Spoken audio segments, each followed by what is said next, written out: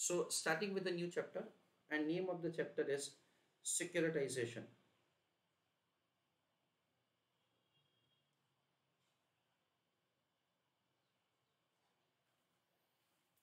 सबसे पहले हम लोग इसका कॉन्सेप्ट समझते हैं, and then one by one will read the questions.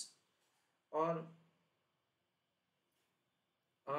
मैं आपको पूरा मॉड्यूल भी एक बार रीड करवाऊंगा, एंड जो पास एग्जामिनेशन के क्वेश्चन है उसको भी एक बार हम लोग गो थ्रू करेंगे। Before proceeding further, just theory का क्वेश्चंस वो लोग कैसे पूछते हैं, for that would like to give an idea to you.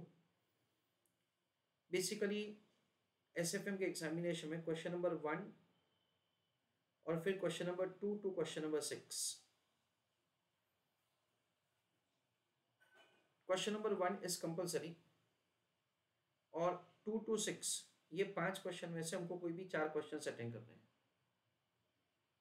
हर एक का वेटेज है 20 मार्क्स, तो 1 और 4 5 क्वेश्चन हुए, 5 इंटू 20 यानी ये 100 मार्क्स हुआ।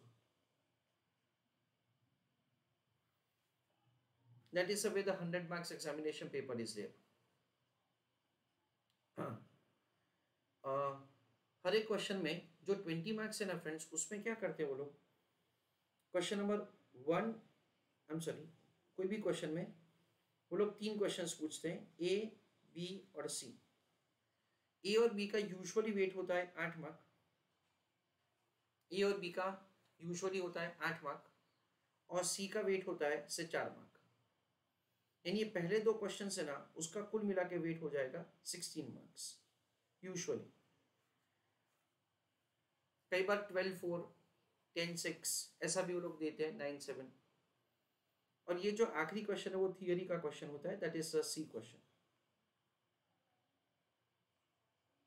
तो हम लोग ऐसा समझ सकते हैं, डेट से हमको टोटल 5 क्वेश्चन अटेंड करने हैं। 4 + 1 5, 5 इंटू 4, तो 20 मार्क्स का थियरी आ सकता है, 20 नंबर का। That is what's the weightage of the theory in examination. दूसरा पॉइंट ये है कि कई बार क्या होता है कि ये 2 to 6 क्वेश्चंस में ऐसा भी हो सकता है कि कोई एक क्वेश्चन, जैसे कि 3rd क्वेश्चन है या तो 6th क्वेश्चन है, उस पर सारे के सारे प्रैक्टिकल पूछ सकते हैं।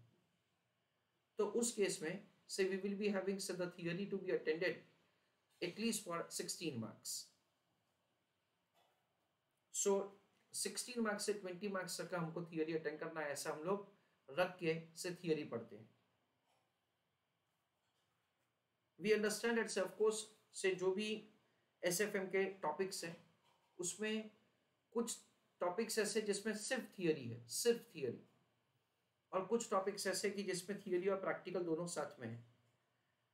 तो जो टॉपिक्स में थियरी और प्रैक्टिकल दोनों साथ में है ना फ्रेंड्स, उसमें दे कैन आस्क से द थियरी क्वेश्चन। जैसे कि भी डेरिवेटिव है, इंटरेस्ट रेट रिस्क मैनेजमेंट है, फॉरेक्स है, उसमें से वो लोग थियरी पूछ सकते हैं, ऐसा नहीं कि नहीं पूछ सकते। बट स्टिल उसका थियरी जो होता है वो मुझे ऐसा लगता है that say since it is connected to the practical chapters, तो वो आपके लिए करना काफ़ी आसान रहता है। हावेवर ये जो थियरी चैप्टर्स का थियरी है वो आपको अलग से अच्छी तरह से समझना पड़ेगा। So let us start with the concept of the securitization. I give you some basic examples, and उसके बाद हम लोग कनेक्ट करेंगे सिक्योरिटाइजेशन के ऊपर। Let us say that there is a company called A limited. This company sells goods to B limited on a credit period of 3 months. B Limited is going to make the payment after 3 months. A Limited को पैसे का जरूरत है, इसलिए A Limited ने bill raise किया, तो ये A Limited के लिए हो जाएगा बिल्स रिसीवेबल, और B Limited के लिए हो जाएगा बिल्स पेएबल। A Limited को पैसे का जरूरत है, तो A Limited क्या करता है, बैंक के पास जाता है, और बैंक में से ये बिल डिस्काउंट करवाता है। This is what say we understand technically called bill discounting. ये जो बिल डिस्काउंटिंग का प्रोसीजर है ना, वही का वही डेट सिक्योरिटाइजेशन का सिंपल प्रोसीजर है। Keeping this example in mind, you can understand the entire securitization procedure. Of course यहाँ पे कुछ और ज्यादा है, but this is the basic concept that we have. जरूरी नहीं है, but usually securitization is for financial intermediary। Financial intermediate का मतलब क्या है? फाइनेंशियल इंटरमीडिएट का मतलब है bank. That is what we understand is say the financial intermediate. चलो हम लोग एक एग्जांपल लेते हैं। हमारे एग्जांपल में HDFC बैंक। तो HDFC बैंक बेसिकली क्या होता है कि सबसे पहले HDFC बैंक अपना पूरा बिजनेस खड़ा करता है। HDFC बैंक के पास सबसे पहले इक्विटी फंडिंग होता है, फिर वो अलग अलग तरह से फंड्स रेज करते हैं मार्केट से। जैसे कि उन्होंने क्या किया, सिर्फ फिक्स डिपॉजिट से लिया, सबसे सेविंग्स अकाउंट से पैसा लिया, करंट अकाउंट से पैसा लिया, ऐसा करके से the HDFC bank is borrowing funds from the market से फ्रॉम द डिफरेंट सोर्सेस। ये जो पैसा उन्होंने इकट्ठा किया से उसका वो लोग लोन देते हैं। लोन्स अलग अलग होता है, जैसे कि हाउस प्रॉपर्टी के लिए लोन हो गया, कमर्शियल प्रॉपर्टी के लिए लोन हो गया, पर्सनल लोन हो गया, गोल्ड लोन हो गया, व्हीकल लोन हो गया। सो बेसिकली HDFC बैंक का इस हिसाब से बिजनेस चलता है। उन लोगों का बिजनेस है फंड्स का, पैसे का। तो एक जगह से उनका फंड्स रेज होता है और दूसरी जगह ये फंड्स वो लोग अप्लाई करते हैं। दैट इज व्हाट से they do. HDFC bank suppose कि बहुत अच्छा चल रहा है and there are number of loan applications से which HDFC bank is receiving. Now beyond a point क्या होगा फ्रेंड्स? बियॉन्ड अ पॉइंट ऐसा होगा कि almost most of the funds जो है वो जो यहाँ से लिए थे से वो यहाँ पे ऑलरेडी एम्प्लॉय हो चुके हैं। और we know that the house property का जो लोन है वो लंबे टाइम पीरियड के लिए होता है। 20 साल भी हो सकता है, 25 साल भी हो सकता है, 30 साल भी हो सकता है। कमर्शियल प्रॉपर्टी का कंपेरेटिवली कम है, 7 साल जैसा हो सकता है।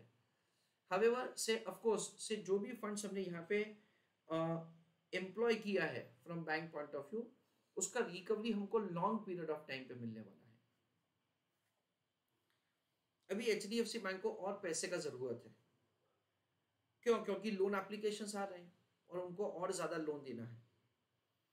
तो HDFC बैंक कैसे पैसे का इंतजाम कर सकता है वो हम लोग यहाँ पे समझेंगे।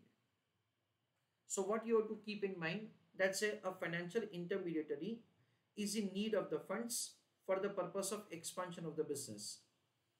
How it will be able to raise the funds, that is what we are going to understand over here. Okay, तो यहाँ पे HDFC बैंक कुछ ऐसा करेगा। Listen carefully. HDFC बैंक क्या कर सकता है फ्रेंड्स? HDFC बैंक एक स्पेशल पर्पस व्हीकल या तो फिर स्पेशल पर्पस एंटिटी को फॉर्म करेगा। ये स्पेशल पर्पस व्हीकल या स्पेशल पर्पस एंटिटी क्या होता है? हम लोग ऐसा बोल सकते हैं that it is a kind of subsidiary of HDFC bank, और इट मे बी से फॉर्म्ड से एज अ सेपरेट एंटिटी। और ये जो स्पेशल पर्पस व्हीकल है ना, उसमें ये सारे के सारे असेट्स ट्रांसफर किए जाएंगे। क्यों? वो मैं आपको समझाता हूँ। इन अ वे दैट से टेक्निकली ऐसा कहा जाता है कि assets generating steady cash flows are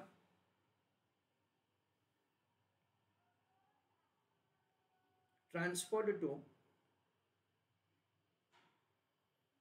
special purpose vehicle.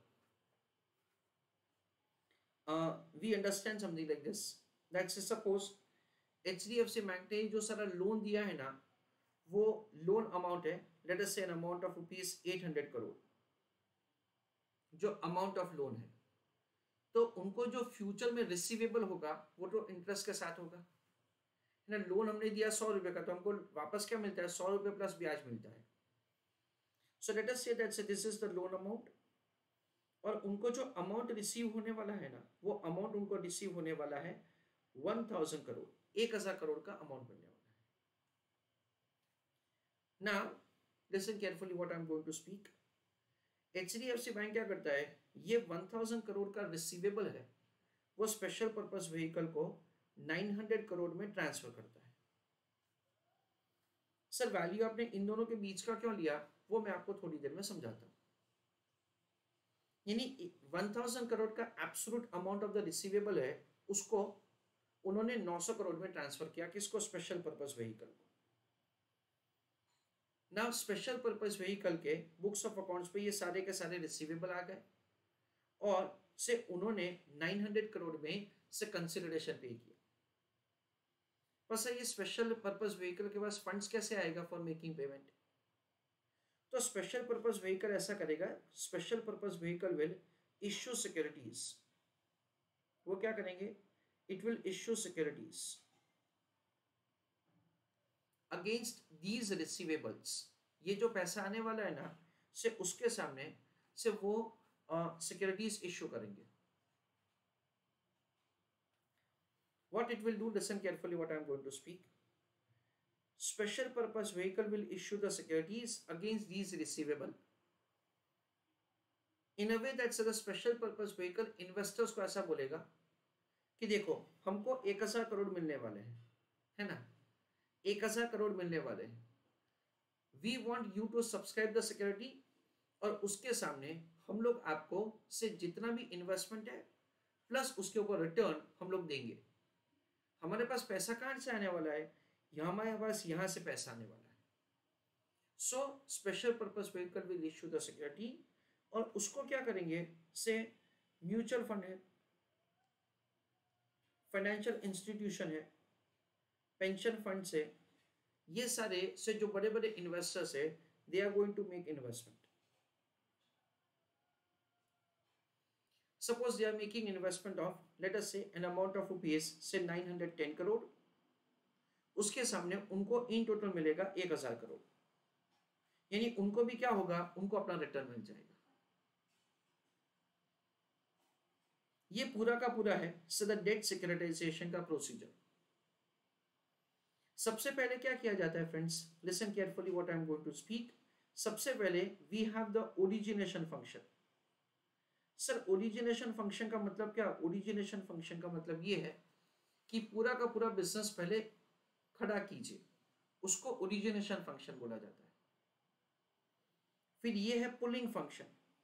Pulling function का मतलब क्या है सर, पुलिंग फंक्शन का मतलब ये है that say the assets generating steady cash flows are pooled together and they are transferred to a special purpose vehicle. Assets generating steady cash flows are pooled together, उसका एक basket बनाया जाएगा, और ये जो बास्केट है वो पूरा का पूरा एक स्पेशल पर्पस व्हीकल को इश्यू दैट इज ट्रांसफर किया जाएगा। And the third is called securitisation function. Securitisation function का मतलब क्या, that's the special purpose vehicle will issue the securities and say it will be subscribe by the investors, और उनको जो पैसा मिलता है ना, उनको जो पैसा मिलता है उससे वो ये कंसिडरेशन पे करेंगे। तो देखो एचडीएफसी बैंक के पॉइंट ऑफ व्यू से अभी हम लोग समझते हैं, एचडीएफसी बैंक में क्या हो गया फ्रेंड्स, ये जो सारे के सारे असेट्स है वो यहां से निकल गए, है ना, 800 करोड़ के असेट्स निकल गए, और उनको क्या मिल गया, उनको मिल गया 900 करोड़, और ये पैसे से वो आगे बिजनेस कर सकते हैं। This is what's the advantage which HDFC Bank is getting. Investor को क्या मिला, इन्वेस्टर को रिटर्न मिला, उन्होंने जो इन्वेस्टमेंट किया उसके सामने उनको क्या मिलेगा, उनको रिटर्न मिलेगा। इतना इन्वेस्टमेंट किया उसके सामने उनको इतना पैसा मिला, तो ऊपर का जो पैसा है that is what we understand is like a kind of the return that they are able to get. तो ये इन शॉर्ट है अभी तो और ऑफ कोर्स बहुत पढ़ने का है, पर ये शॉर्ट में हम लोग बोल सकते हैं it is the debt securitisation procedure. तो ये पूरा स्टोरी है। अभी हम लोग यहाँ पे समझते हैं कि एचडीएफसी बैंक के पॉइंट ऑफ व्यू से,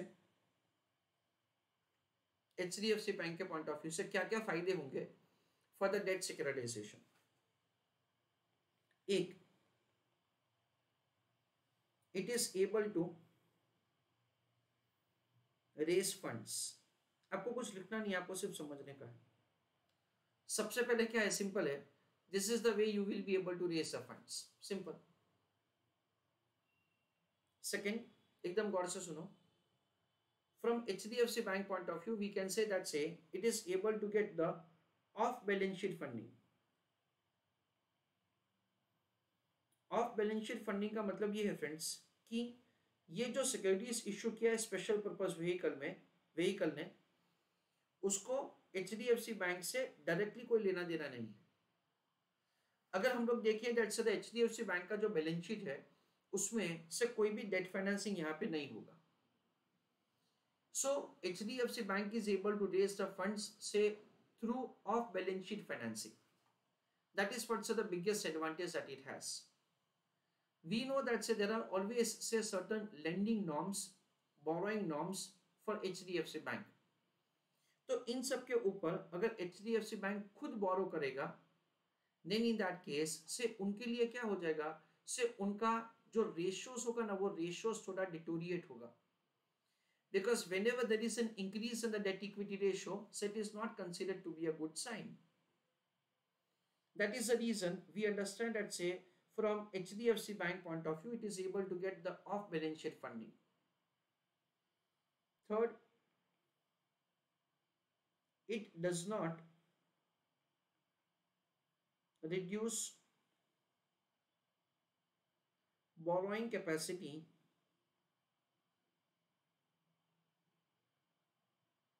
of HDFC Bank.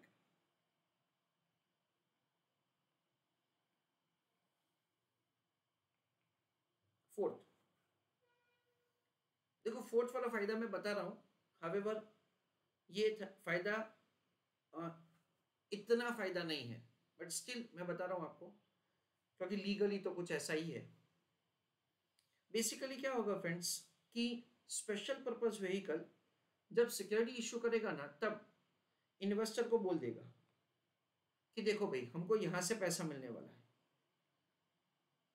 उससे से हम लोग आपके सिक्योरिटी को रिडीम करेंगे इन अ वे दैट से अगर by chance there is a default on this side, then in that case don't expect us to pay anything to you because we would not be in a position to pay you. हमने यहाँ पे से ये securities इनका भरोसे ही issue किया है। तो बेसिकली से HDFC बैंक के पॉइंट ऑफ व्यू से एक फायदा क्या है, let's say it is not having any risk of the default of the borrower. यहाँ पे क्या होगा, लेट्स से अगर कोई भी बोरोवर डिफॉल्ट करता है तो उसका रिस्क अभी HDFC बैंक के ऊपर नहीं है। तो we understand that's over here say HDFC bank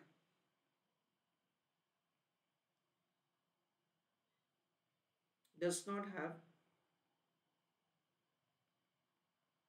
risk of default। ये यहाँ पे पॉइंट हमको लिखना है, बट बेसिकली फ्रेंड्स मैं आगे भी आपको एक पॉइंट समझाने वाला हूं जो मैं अभी आपको बता देता हूं क्योंकि इससे कनेक्टेड है। म्यूचुअल फंड है, फाइनेंशियल इंस्टीट्यूशन है, पेंशन फंड है, वो लोग क्या बोलेंगे, ये सिक्योरिटी हम लोग सब्सक्राइब करेंगे पर हमको कोई गारंटर चाहिए, हमको कोई ऐसा चाहिए दैट से हु इज से guarantee the success of the loan repayment. तो उस केस में यूजुअली HDFC बैंक क्या करता है, say HDFC bank is giving an assurance that अगर ये पे नहीं करेंगे then in that case we will pay, यानी वो क्लॉज वो ऐड कर सकते हैं और मोस्ट ऑफ द केस में वो क्लॉज ऐड हो ही जाता है। उसका एक दूसरा भी ऑल्टरनेटिव है जिसमें ये जो फायदा लिखा है वो वैलिड है, लेट्स से हम लोग ये जो रिसीवेबल है ना उसका इंश्योरेंस ले सकते हैं। और जब हम लोग उसका इंश्योरेंस लेंगे ना, तब we will not be having say any risk of the default, ऐसा हम लोग समझते हैं। सो HDFC बैंक के पॉइंट ऑफ व्यू से ये सारे फायदे हैं। दैट से उनको फंड्स मिलता है, ऑफ बैलेंस शीट फंडिंग होता है, उनका बोरोइंग कैपेसिटी रिड्यूस नहीं होता है, और HDFC बैंक को कोई भी रिस्क नहीं है डिफॉल्ट का से ऑफ द अपोजिट पार्टी यानी कि से जिन्होंने बोरो किया है। These are the advantages say HDFC bank is getting. From investor point of view, they have say certain advantages like this. हम लोग और भी है इसमें आगे पढ़ेंगे। I'm just giving you some idea. एक, they are able to get say the investment opportunity.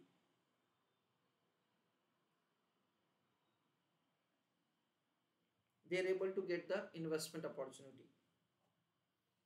Second, investor के point of view से ये फायदा है that say they are able to make investment as per their risk bearing capacity.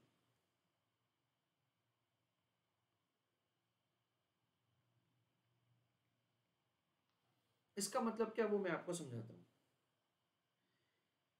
जो special purpose vehicle है friends, special purpose vehicle अलग अलग tranches का सिक्योरिटीज इशू कर सकता है।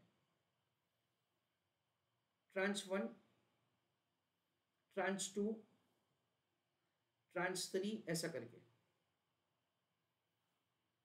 वो लोग ऐसा बोलेंगे दैट से अगर डिफॉल्ट होगा ना तो सबसे पहले ये tranche 1 will absorb that say the bad debts loss, और डिफॉल्ट हुआ तो tranche 2 will bear the bad debts loss, और उसके बाद से बैड डेट्स होगा तो tranche 3 will bear the bad debts loss.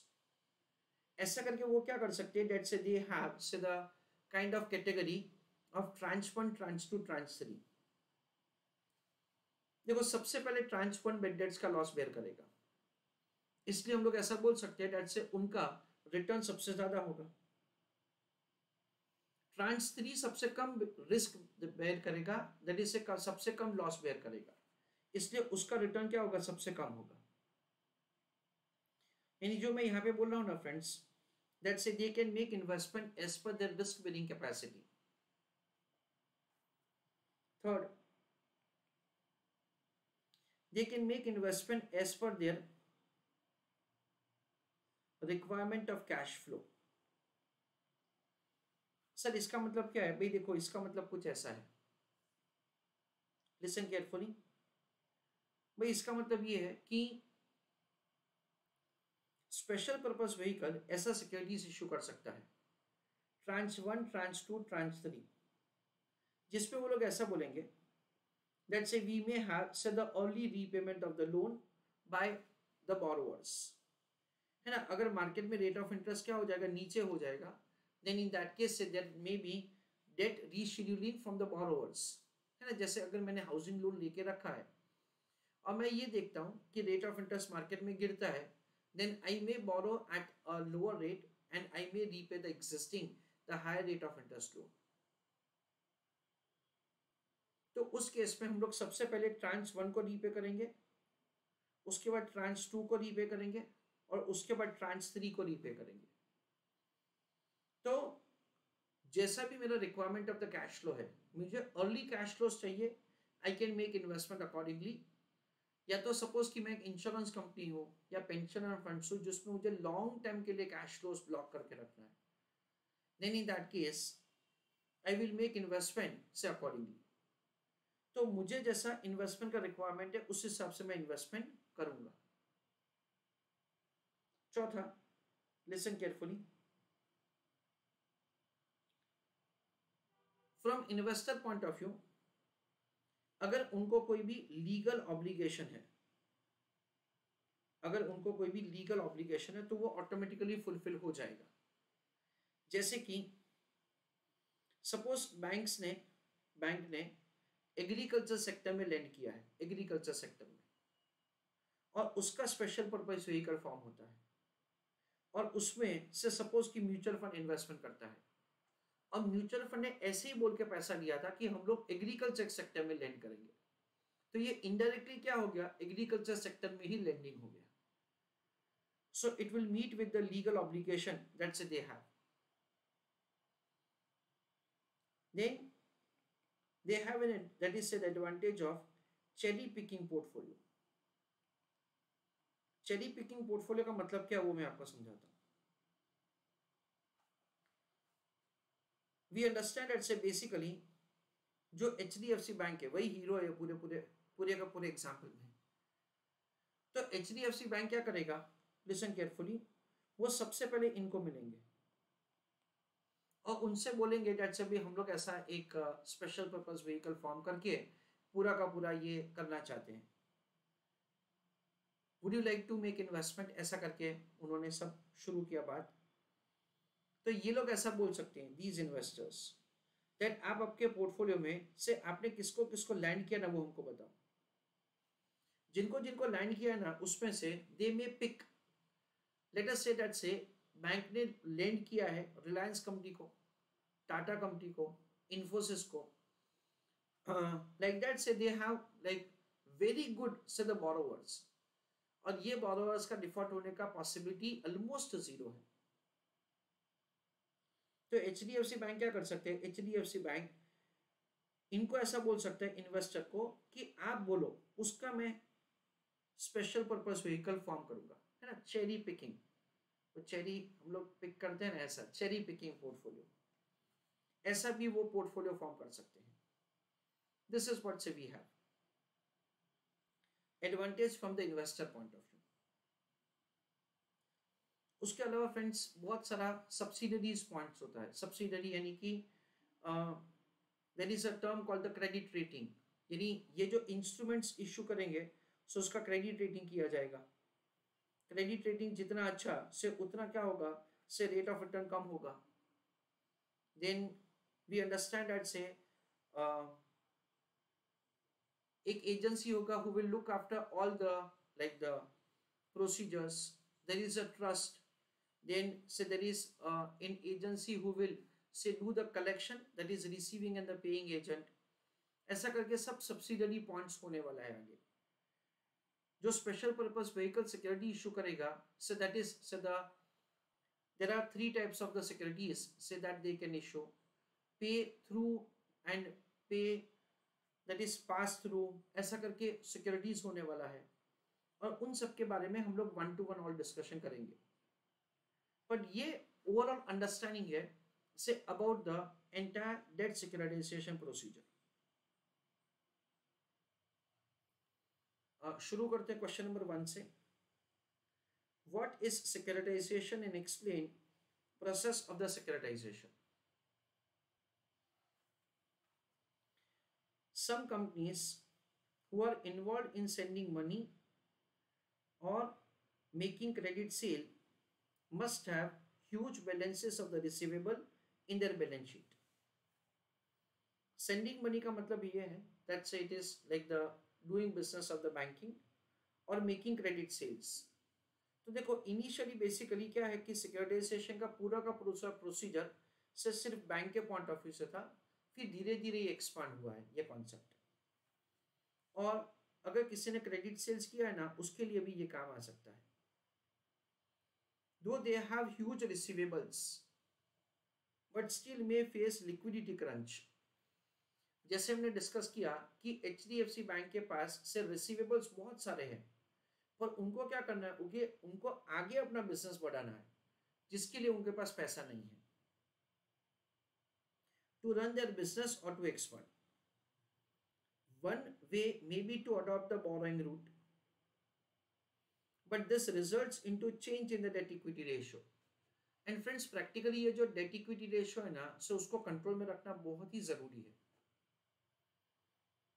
Of the company which may not be acceptable to some stakeholders. क्योंकि जैसे जैसे debt financing बढ़ता जाएगा, वैसे वैसे risk for even equity shareholders will increase. Not the debt financiers, but even for the equity shareholders. But also put the companies into the financial risk.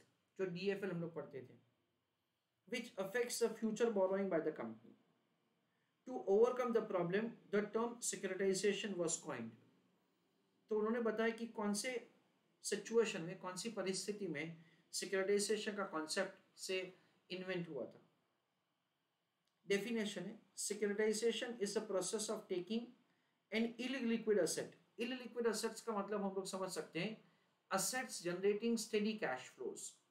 ये जो loan का रिसीवेबल होता है ना, उसकी बात कर रहे हैं। वो जो मैंने 1000 करोड़ बोला था ना आपको, उसकी बात कर रहे हैं। और a group of the assets, यानी वो एक basket of the assets. And through financial engineering, यानी कुछ अच्छा थॉट प्रोसेस करने के बाद transforming them into a security. What can be securitisation?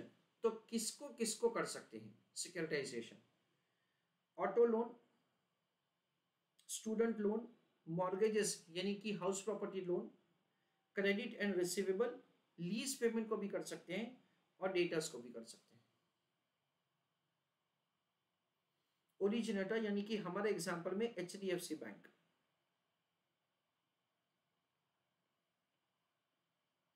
It is the initiator of the deal, यानी यही पूरे के पूरे कॉन्सेप्ट में हीरो है, क्योंकि उन्हीं को पैसा बेसिकली मिलता है जो चाहिए। Can be termed as a securitization. It is an entity which sells the assets lying in its books and receivable, the funds generated through sale of such assets. The originator transfers both legal as well as the beneficial interest to SPV.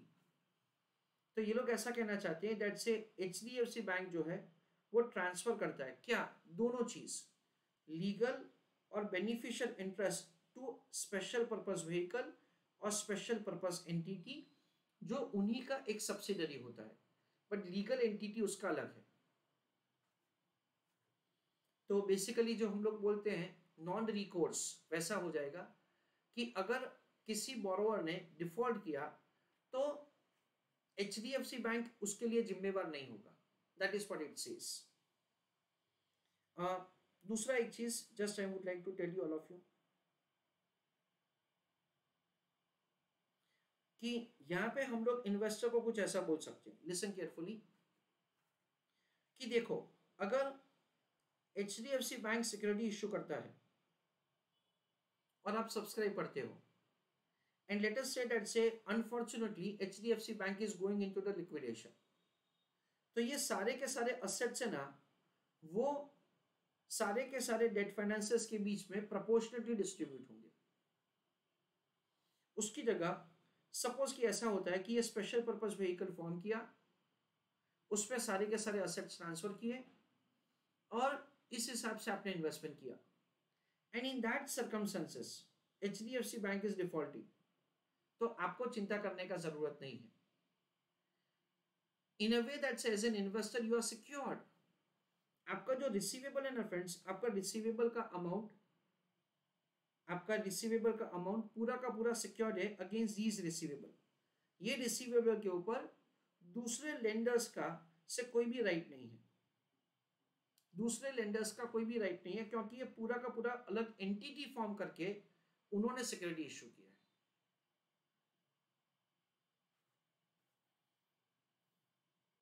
It is created for the purpose of executing the deal, since the issuer originator transfers all rights in asset to special purpose vehicle. It holds the legal title of these assets.